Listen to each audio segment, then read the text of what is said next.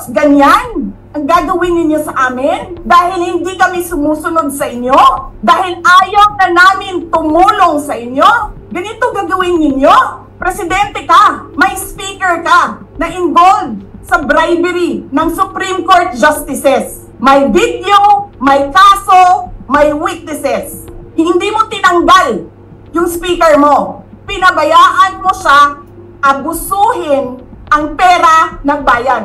Paikot-ikot sa buong bansa, namimigay ng pera na para bang kanya yung pera. Eh di ba nga, lagi niyo sinasabi separation of powers? Anong trabaho ng legislative branch? Gumawa ng batas. Anong ginagawa ni Martin Romualdez? Nagdidirect ng DSWD, namimigay ng ayuda, nagsasabi kung anong ibibigay, anong gagawin. Sino ba ang presidente dito?